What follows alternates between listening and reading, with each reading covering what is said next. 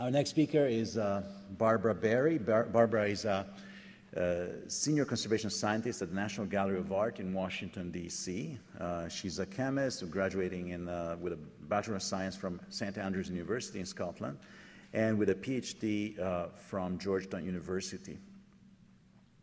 Barbara has worked at the Naval Research Laboratory and before joining the National Gallery. She is one of the foremost experts on the history of pigments. She is, in fact, the editor of the 4th volume of the Pigments Handbook, a key reference in our field. And she has done extensive work on Venetian Renaissance artists. Her publications cover a wide interest within conservation science on artist techniques, on the identification of artist materials, and on the treatment and preservation of works of art. Please welcome Barbara.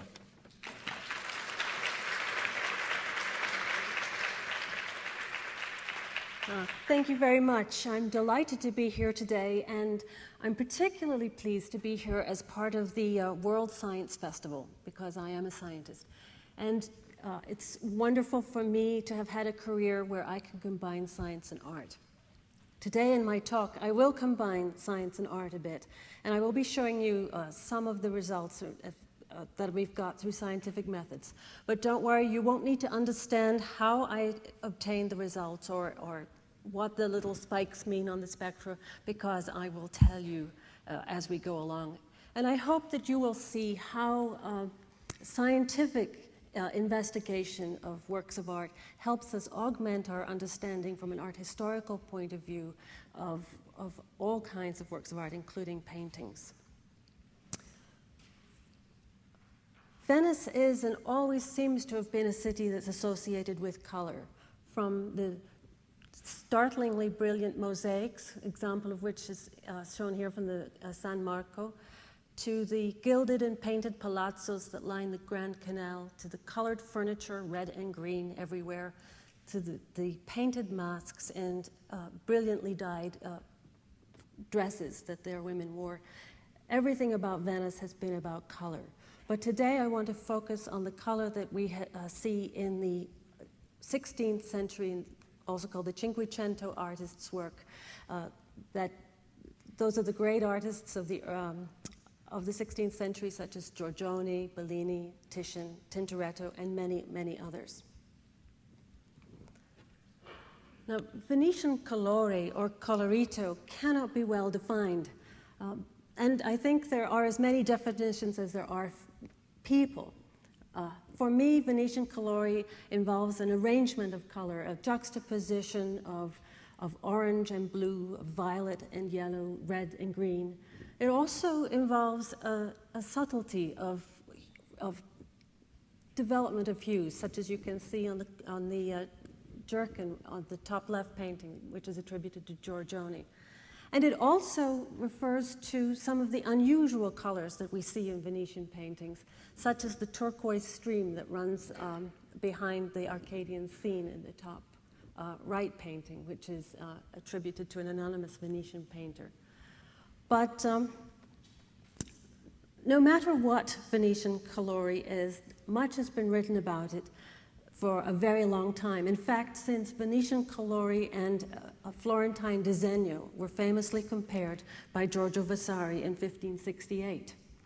So I'm not going to be able to answer very much, but I think our scientific investigation will add a little bit to the ongoing discussions. In 1500 Venice, which is shown here in the famous bird's eye view by Jacopo de Barbari, the city was teeming, absolutely teeming with merchants and tradesmen, artists and artisans. And all of them they're centered on the city, dealing with imports and exports. We've already heard a little bit about the role of Venice with that from Elena's talk. Vast amounts of material were coming in from Europe and from the Levant. Vast numbers of manufacturing bodegas were set up there, bringing in the materials, adding value to them, and taking them and re-exporting them. Enormous amounts of materials were coming in from Constantinople, including brass and the costly pigment lapis lazuli, which we also know as ultramarine. There was so much material coming in and out of Venice at this time that the profession of color sellers was established here before anywhere else. These were people who dealt solely in commodities that people who were in the color industry might use. That would include minerals that came in, such as azurite from Germany or vermilion from Spain. It might include gums and dyes that came in from the Levant. It also would include brushes and things like that. And Louisa Matthew was among the very first people to note the emergence of this profession in Venice. And she established their existence from these kinds of inventories, which list quite a few things, all related to painting and color making.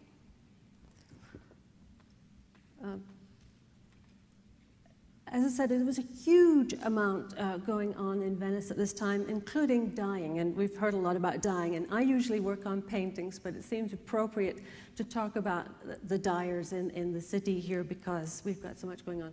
And around this area in Venice, near the Rialto Bridge, there were many dyeing shops.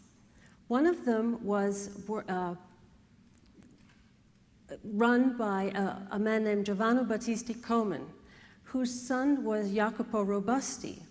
Apparently he was a little man, and so he gave himself the nickname Tintoretto.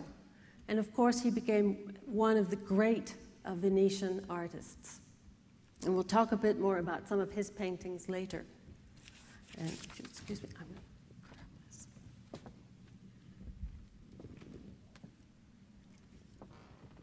Okay, let's see where we go.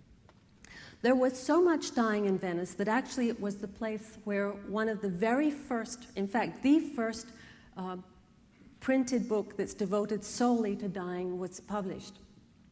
It's a compilation of recipes that were pulled together by Giovan Ventura Rossetti up to the years 1548. He went around collecting recipes, he said, for the good of the Republic of Venice. And they were collated into this book, which is very interesting. You heard about some of the stains and the dyes.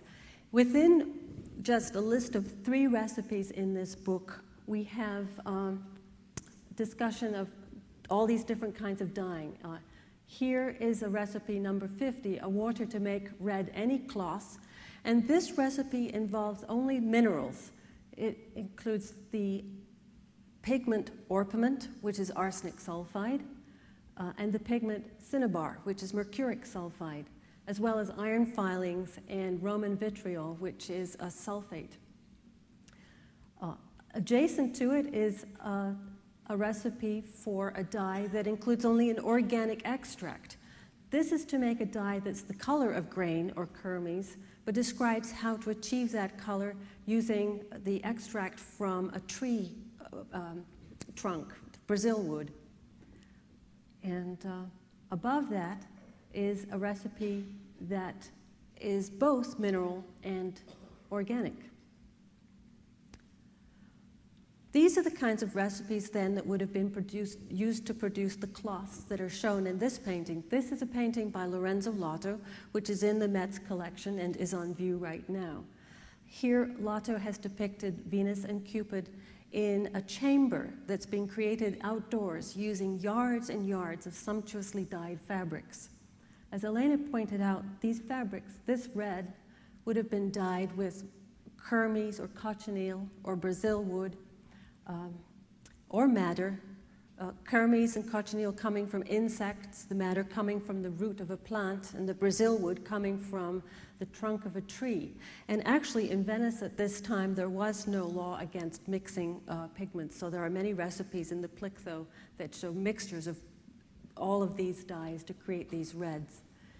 And the floor of this outdoor chamber for Venus has been carpeted with yards of cloth that would have been dyed with indigo. And in this painting by Tintoretto, which is also upstairs in the gallery's collections, we can see how that artist has portrayed the finding of Moses, where the daughter of the Pharaoh and her maidservant are dressed in beautifully dyed cloths worked up into opulent dresses. Well, we know a little bit from the plictho how dyers might have created these colors, and even these orange colors, which were especially new at the time, but also, but actually we don't know how artists might have depicted these colors. How would an artist paint a drapery that had been dyed using kermes or madder or cochineal? And so that's what I want to continue to show you through the next part of the lectures. How did the Venetian artists translate all that color around them, particularly in fabrics, into paint? This is the Feast of the Gods at the National Gallery. It's one of the masterpieces of the Venetian Renaissance painting, or Venetian early modern painting. It was begun in 1516, actually finished in 1514, pardon me, by Giovanni Bellini, and then reworked some years later by Titian. Because of a study by Joyce Plesters and David Bull to try to figure out what parts are the hand of Bellini and what are Titian and what involvement a third artist might have, we have a lot of information on this painting. So I can use this to samples from this to try to answer a lot of questions about Venetian pigments and Venetian colore. As early as 1584, a commentator, Giovanni Paolo Lomazzo, talking about how to paint, how to paint these orange colors, such as the orange tunic that Silenus is wearing, suggested using either red lead, which is really quite orange, or burnt orpiment, that's the burnt arsenical sulfide. He wrote that burnt orpiment, here in Italian, is the alchemy of Venetian painters. Now, indeed, through analysis, we have found that Venetian painters often used arsenical sulfides for their orange draperies. But as I will show you, the situation is a little more sophisticated and complicated than a single pigment being the source for all of Venetian colore or colorito. We have been able to gain a lot of information about Venetian painters from contemporary written sources. And I've already told you about the plictho and the inventory of a color seller's shop. And we have another source that's very useful, which is the artist Lorenzo Lotto's own notebook of expenses that he had for his daily life, as well as for his painting, which he kept separately. And so in that notebook, we can see the expenses that he made for pigments, such as orpiment, which he gives the name rat poison to, because not only was the arsenical sulfide great for an orange pigment, it was also very good for killing rats. And that tells you something about why maybe orpiment isn't used very long in the history of art, because it's a very nasty, nasty material. So we'll go on. Now, we can use the historical documents, but the paintings themselves are a historical document too. They have lasted over 500 years, and they contain information, just as the books contained information. But we have to look at it and get that information out, not by reading, but by doing chemical analysis. And in this slide, I've listed some of the analytical methods that we conservation scientists use for analyzing the pigments and the binding materials in works of art. In general, we can class these into two sorts of analysis. Ones where we have to take samples, which are generally listed here, and ones where we don't have to take samples. As science has become more sophisticated and our instrumental analytical methods mature, we're able to learn more and more using these non-sampling methods. But we're still at a point where we need to take samples to discover quite a lot of information. And fortunately, too, we've had samples that have been taken for other purposes. For example, doing difficult treatments. And we can apply all of these analytical methods to looking at the materials that the artists used and also how the artists used those materials. Today, the examples that I'm going to talk about will really only require us to use optical microscopy and scanning electron microscopy with energy dispersive spectroscopy.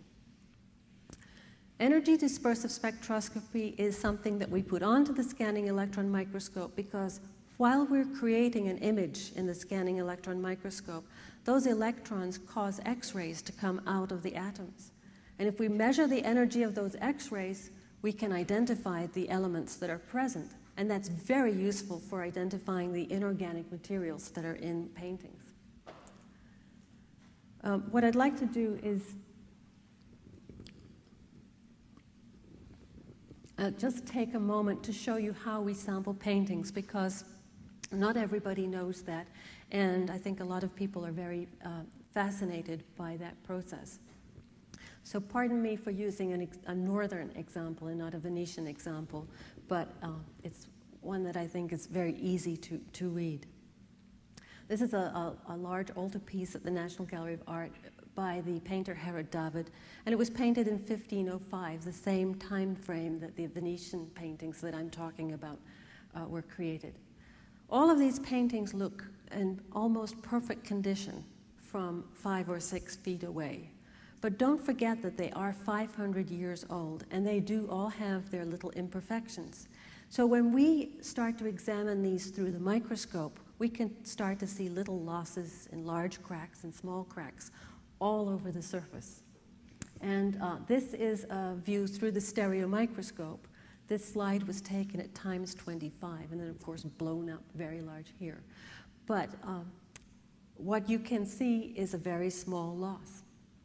And this white part is where the paint has flaked off. The green paint here is where somebody has tried to disguise the fact that there's a little loss and dotted in a bit of color to try to fool your eye and make it look as if the painting's in perfect condition.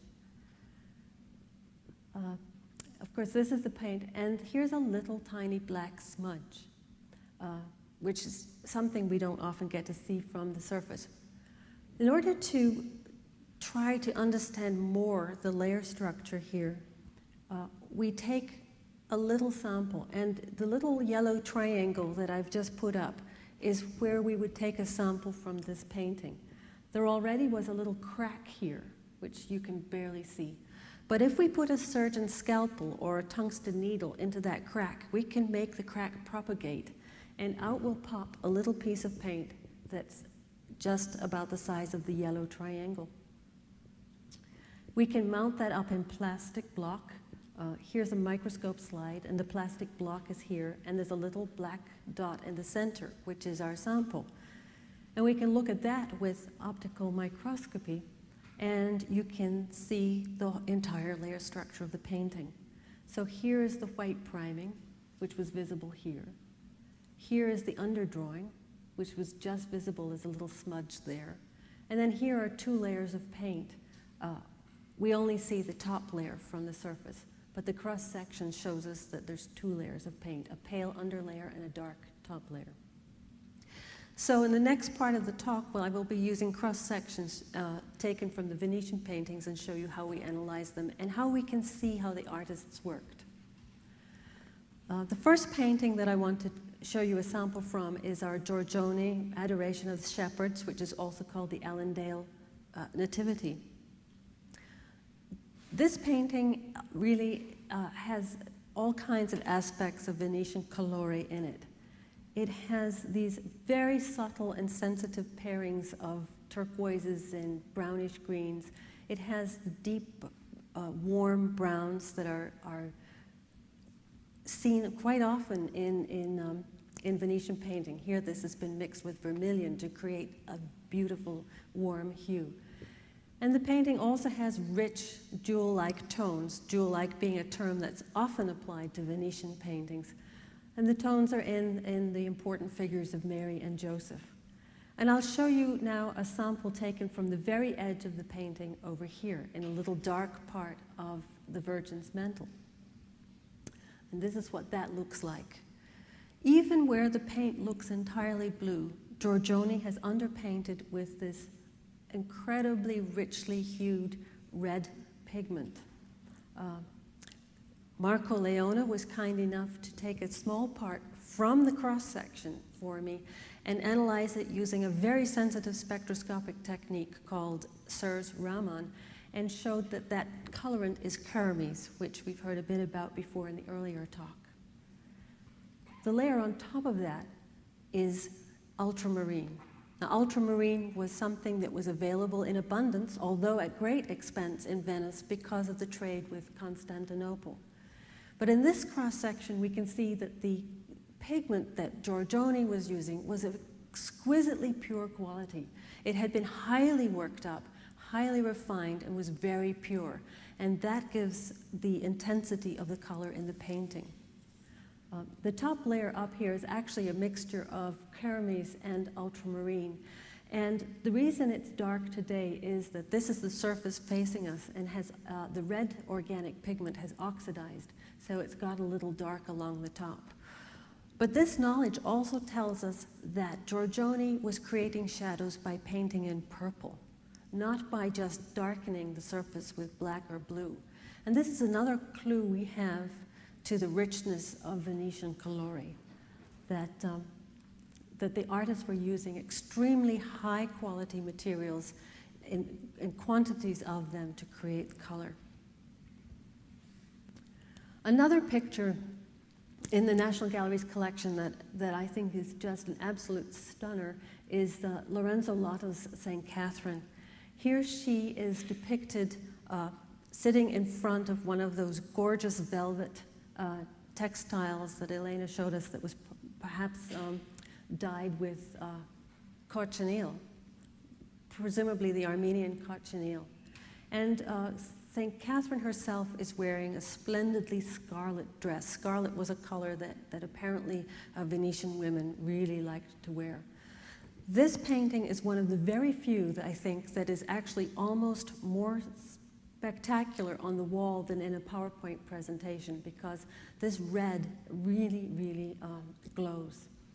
And I want to show you how Lorenzo painted that. And here is a cross-section showing that it's a very complicated layer structure. This section came from a shadow down here. And actually, this section was taken before I was even at the gallery, so you can see that even though we have samples from paintings, it's a wonderful opportunity to go back and ask more questions. Here is the white priming and pink layers of paint.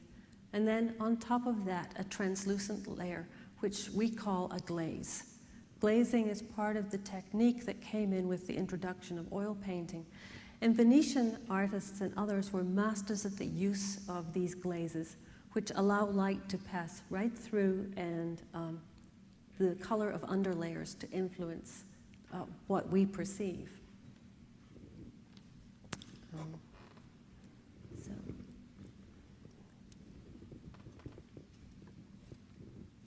So that's how the sample looked under bright field, under the microscope.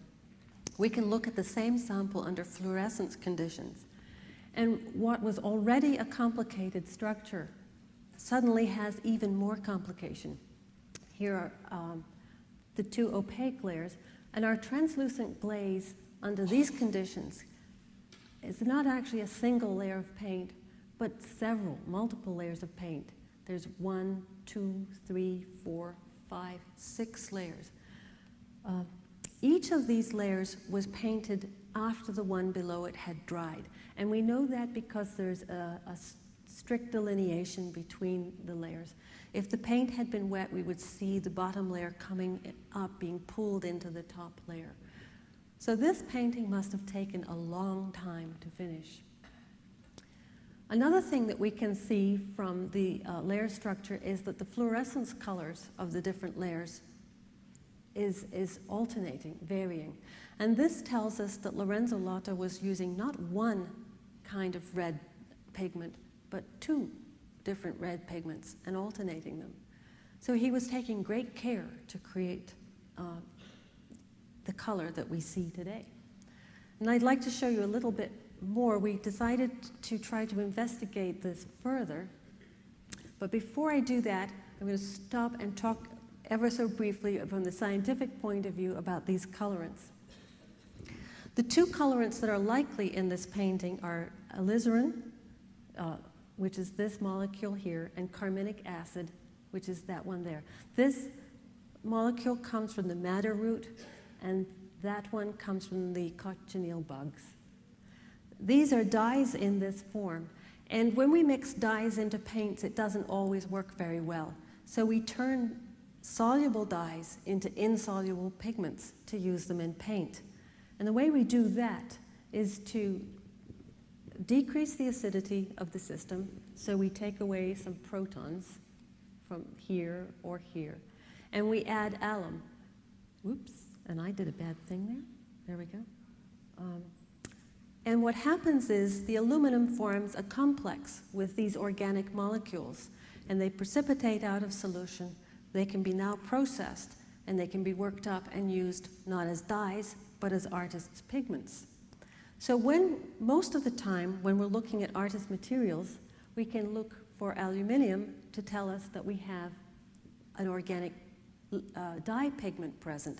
And once we've made these, we don't call them dyes anymore, we call them lakes. And so there's a whole variety of red lakes, and yellow lakes too, that we can find in artists' paintings.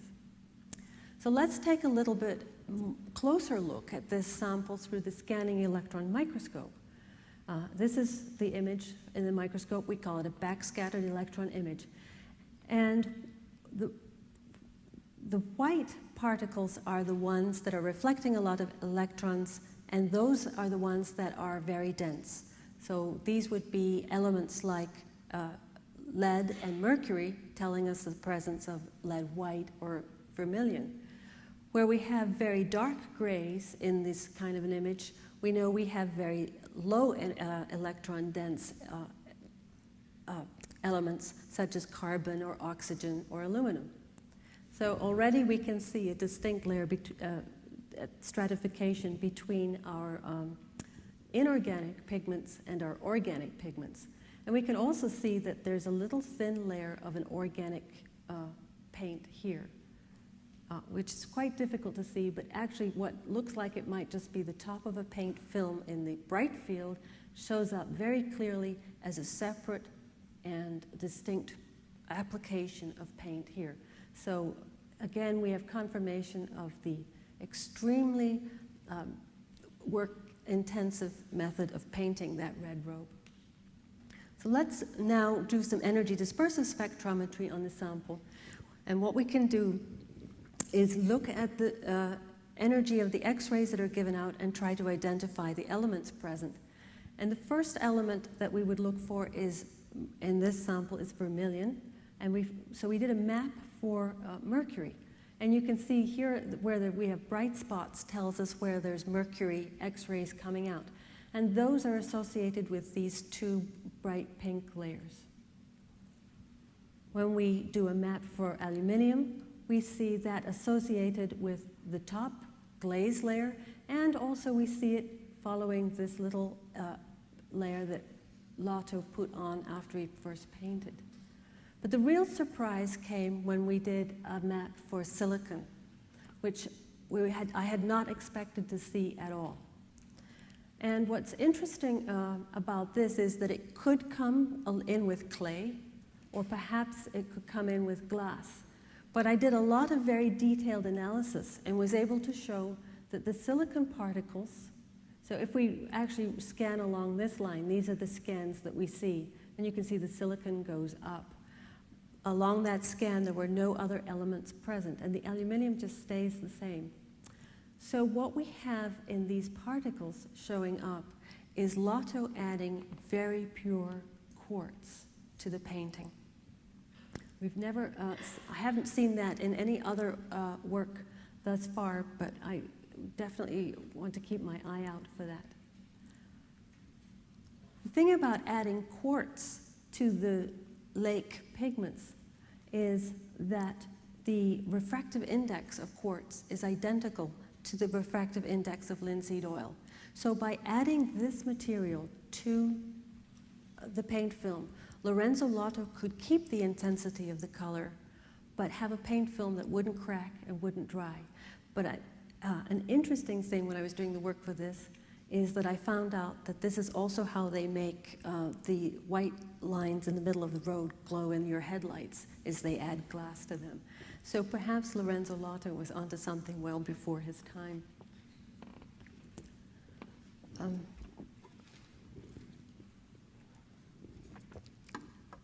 And where did he get that sand? Well, the glass industry in Venice had always been huge, but at this time it was burgeoning.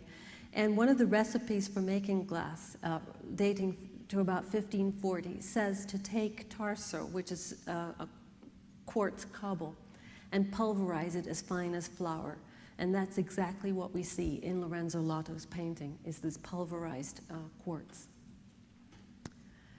And pulverizing quartz is a very difficult thing to do. If any of you here are engineers or technologists, you will know that it's a very hard material and very difficult to grind.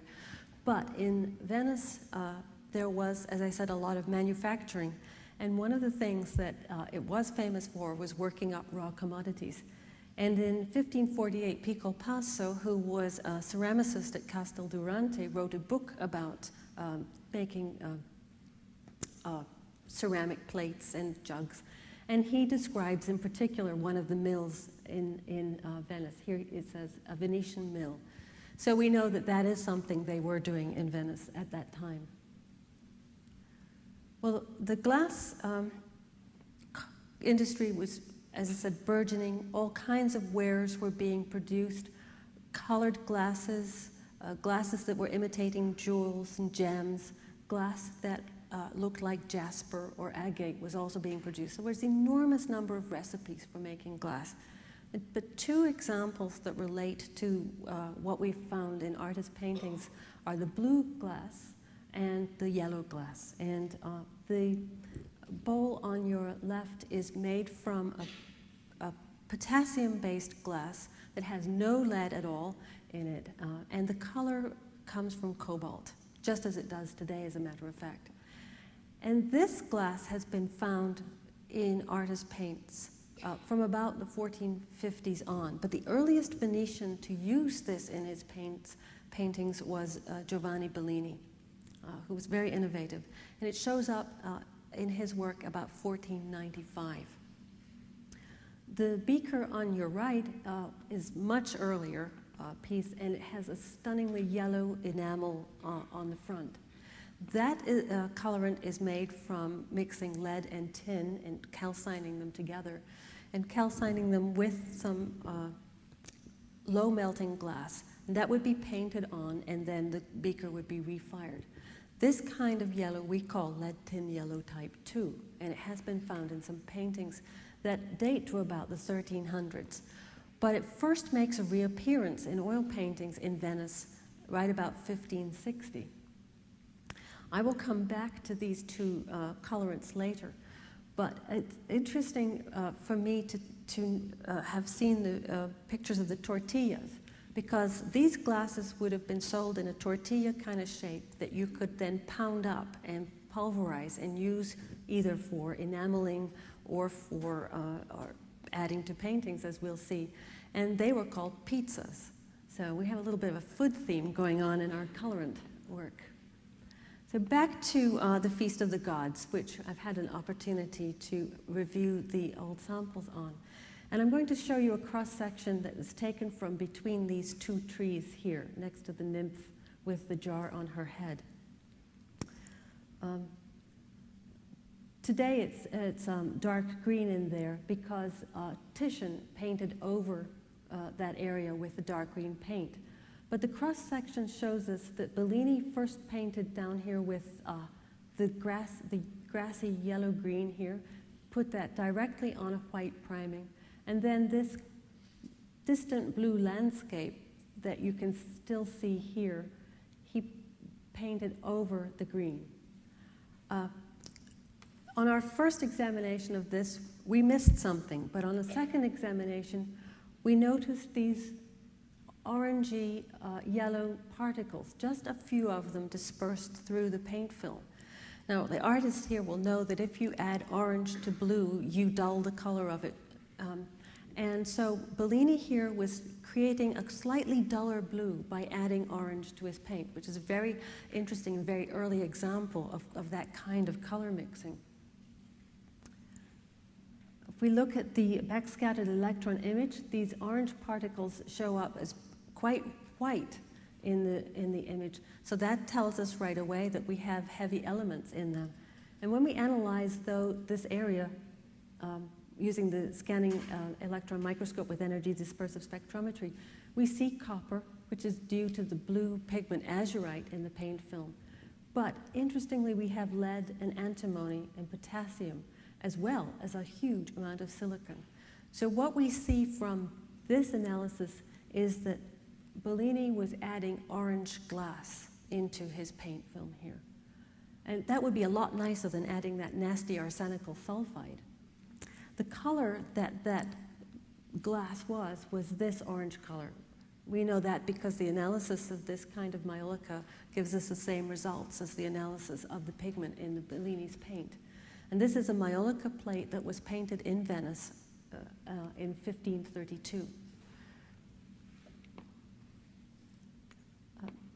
But Bellini wasn't the only artist to use glass in his paintings. Tintoretto, our little dyer, who used very costly and expensive red lakes, also mixed glass into his paintings. The painting is a very complicated painting because Tintoretto liked to reuse his canvases often. So this image is painted on top of another one. So we have a complicated layer structure here. But below the Christ's robe and the sea, we have this brilliant yellow color, which even on the PowerPoint screen, you can see is maybe the same color as the enameled shield on the beaker from 1330. And our analysis showed that this is lead tin yellow type 2, just like the material used to enamel the beaker. And at the bottom of this cross-section taken from the ocean here, there's a very interesting green color. And if we analyze that green color, shown here in the bright field image, you can see that the green particles are very low density. And scanning electron microscopy with energy dispersive spectrometry gives us this kind of trace where we see a very high silicon peak. We see magnesium, which is very unusual, bismuth, potassium, iron. There's our cobalt, which we normally see in our smalts, and some arsenic. What we've got here is a kind of glass that I have not yet been able to find a recipe for. And so the hunt is still on. There is one here. And Pico Passo talked about these kinds of materials for decorating ceramics. So to finish, what I'd like to say is that the Venetian Colore is due to more than one thing. We saw in Giorgione's work that it's due to the extraordinarily high quality of materials that you could get in Venice. We saw that it's due to interesting layering in the work of Lotto. But we also see from the analysis that by looking beyond their usual palette, by going beyond the practice for easel painters, the Venetian artists were able to create a new palette that gave them an immediate and lasting reputation as brilliant colorists. Thanks.